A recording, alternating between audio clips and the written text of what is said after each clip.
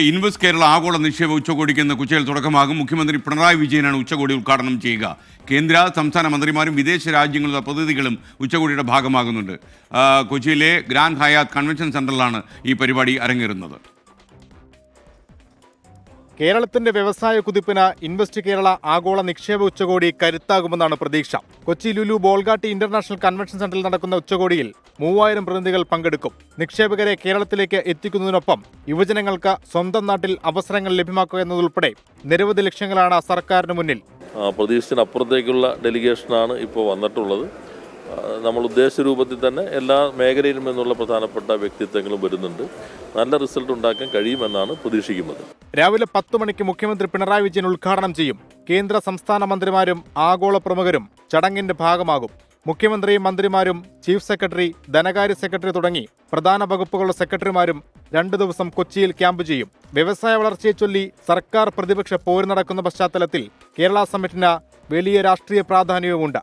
24 കൊച്ചി. കൂടുതൽ വിവരങ്ങളുമായി ഗ്രാൻഡ് ഹയാത്ത് ഹോട്ടലിൽ നിന്ന് കൊച്ചിയിൽ നിന്ന് നിതിൻ അംബുജൻ തത്സമയം ചേരുന്നു. ഗുഡ് മോർണിംഗ് നിതിൻ അംബുജൻ, പറയൂ.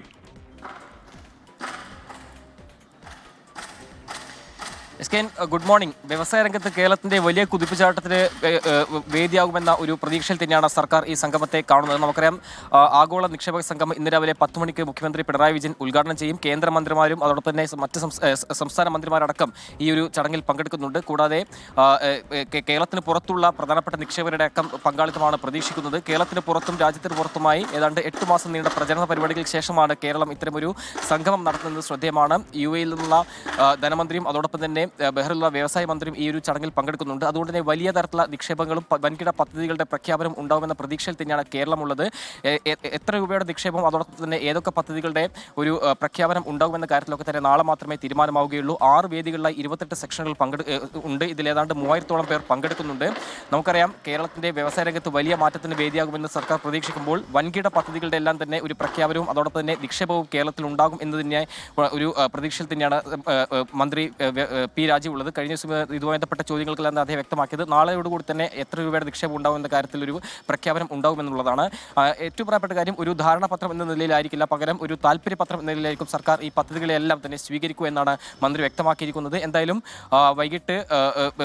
വൈകിട്ടടക്കം പല മേഖലകളിലെ ചർച്ചകൾ എന്തായാലും നടക്കുന്നുണ്ട്. പ്രധാനപ്പെട്ട ചർച്ചകൾ നടക്കുന്ന മേഖലകൾ എന്ന് പറയുന്നത് ഒന്ന് AI ആൻഡ് റോബോട്ടിക്സ്, അതോടൊപ്പം തന്നെ എയറോസ്പേസ് ആൻഡ് ഡിഫൻസ്, ലോജിസ്റ്റിക്, അതോടൊപ്പം തന്നെ ടൂറിസം ആൻഡ് ഹോസ്പിറ്റാലിറ്റി അടക്കമുള്ള മേഖലകളിലാണ് പ്രധാനമായും ചർച്ചകൾ നടക്കുക. അങ്ങനെ വൻകിട പദ്ധതികളുടെ എല്ലാം തന്നെ ഒരു വരവ് എന്തായാലും ഉണ്ടാകുമെന്ന പ്രതീക്ഷ സർക്കാർ വ്യക്തമാക്കുമ്പോൾ പ്രതിപക്ഷത്തിൻ്റെ അടക്കം പിന്തുണ ഈ ഒരു നിക്ഷേപക സംഗമത്തിലുണ്ട് എന്നത് ശ്രദ്ധേയമാണ്. വ്യവസായ ബന്ധപ്പെട്ട ചർച്ചകളിൽ നമുക്കറിയാം, കഴിഞ്ഞ ദിവസമെല്ലാം തന്നെ വലിയ അഭിപ്രായ വ്യത്യാസങ്ങൾ പ്രതിപക്ഷം മുന്നോട്ട് വെച്ചിരുന്നു. വാർത്താസമ്മേളനത്തിലടക്കം കേരളത്തിന്റെ വ്യവസായ രംഗത്ത് വലിയ മാറ്റങ്ങൾ ഉണ്ടായില്ല എന്ന വിമർശനം ഉന്നയിച്ചിരുന്നു. പക്ഷേ ഈ നിക്ഷേപക സംഗമത്തെ പ്രതിപക്ഷം സ്വീകരിക്കുന്നുണ്ട്. നമുക്കറിയാം, ഒരു വർഷത്തിനകം നിയമസഭാ തെരഞ്ഞെടുപ്പ് വരാനിരിക്കുന്നു. ആ ഒരു സാഹചര്യത്തിൽ തന്നെ ഇത്തരമൊരു പദ്ധതിയെ എതിർത്താൽ അല്ലെങ്കിൽ ഈ ഒരു സംഗമത്തെ എതിർത്താൽ വലിയ രാഷ്ട്രീയ തിരിച്ചടി ഉണ്ടാകുമെന്ന ഒരു കണക്കൂട്ടൽ തന്നെയാണ് പ്രതിപക്ഷം ഈ ഒരു നിക്ഷേപക സംഗമത്തെ പിന്തുണയ്ക്കുന്നത്. ഇന്ന് പ്രതിപക്ഷ നേതാവ് VD സതീശൻ പങ്കെടുക്കും. നാളെ പ്രതിപക്ഷ ഉപനേതാവ് PK കുഞ്ഞാലിക്കുട്ടി പങ്കെടുക്കുന്നുണ്ട്. അങ്ങനെ പ്രതിപക്ഷത്തിന്റെ അടക്കം സഹകരണത്തോടുകൂടിയാണ് ഇപ്പോൾ നിക്ഷേപക സംഗമം ഇന്ന് രാവിലെ 10 മണിക്ക് മുഖ്യമന്ത്രി പിണറായി വിജയൻ ഉദ്ഘാടനം ചെയ്യുക. Thank you Nithin Ambujan.